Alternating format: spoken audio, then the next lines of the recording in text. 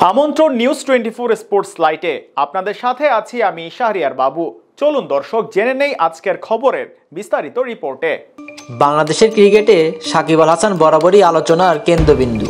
আসন্ন West Indies series এবং 2025 champions ট্রফিকে সামনে রেখে তার খেলা নিয়ে নতুন করে বিতর্ক তৈরি হয়েছে। সাকিবের প্রস্তুতি এবং বোর্ডের সিদ্ধান্তে একাধিক বিষয় জড়িত থাকায় বিষয়টি এখনও অমীমাংসিত।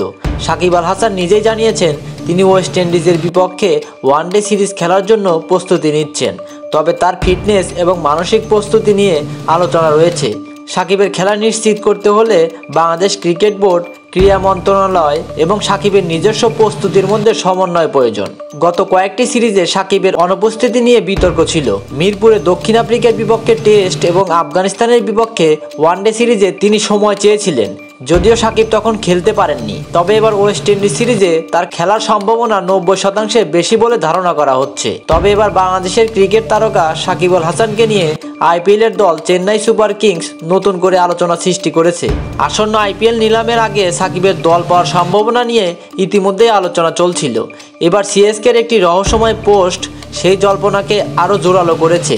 রবীন্দ্র জাদেজার সঙ্গে সিএসকের অফিসিয়াল সোশ্যাল মিডিয়া অ্যাকাউন্ট থেকে একটি অস্পষ্ট ছবি পোস্ট করা হয়েছে। ছবিটি ভালোভাবে পর্যবেক্ষণ করলে দেখা যায় এটি আর কারো নয়, এটি সাকিব আল হাসানের ছবি।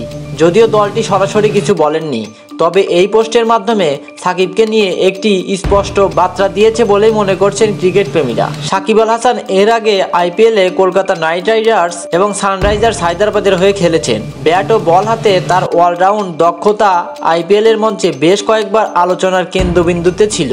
এবার নিলামের আগে সিএসকের এই পদক্ষেপ সাকিবের আইপিএল ফ্র্যাঞ্চাইজিতে ফিরে আসার সম্ভাবনাকে আরও উজ্জ্বল করেছে। চেন্নাই সুপার কিংসের মতো অভিজ্ঞ দল সাধারণত তাদের স্কোয়াডে ভারসাম্য আনতে দক্ষ অলরাউন্ডারদের পছন্দ করে। সাকিবের অভিজ্ঞতা, নেতৃত্বের দক্ষতা এবং 3 বিভাগে কার্যকারিতায় তাকে সিএসকের নজরে এনেছে বলে ধারণা করা হচ্ছে। বিশেষ করে মহেন্দ্র সিং ধোনির নেতৃত্বে সাকিবের মতো একজন বহুমুখী খেলোয়াড় দলের শক্তি আরও বাড়িয়ে তুলতে পারে।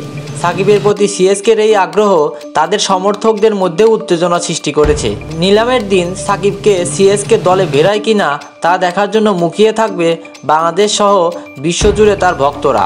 সংক্ষেপে চেন্নাই সুপার কিংসের রহস্যময় পোস্ট সাকিব আল হাসানকে আইপিএলের নিলামের আলোচনার কেন্দ্রবিন্দুতে নিয়ে এসেছে। সিএসকে দলে যোগ দিলে এটি সাকিবের ক্যারিয়ারের একটি নতুন অধ্যায় হতে পারে। সাকিব আল হাসান আইপিএল খেলেছেন 2টি ফ্র্যাঞ্চাইজির হয়ে। কলকাতা নাইট রাইডার্সের হয়ে তিনি 2011 থেকে 2017 এবং 2021 সালে অংশ নেন, যেখানে তিনি দলকে 2টি শিরোপা এনে দিয়েছেন। কেকেআরের হয়ে 54টি ম্যাচে 590 রান করার পাশাপাশি নিয়েছেন 43 উইকেট। 2018 এবং 2019 সালে তিনি সানরাইজার্স হায়দ্রাবাদের হয়ে খেলেছেন। হায়দ্রাবাদের জার্সিতে তিনি 17 ম্যাচে 203 রান করার পাশাপাশি 20টি উইকেট নেন। সব মিলিয়ে সাকিব আইপিএলে 71টি ম্যাচ খেলেছেন, রান করেছেন 793 এবং শিকার করেছেন 63টি উইকেট।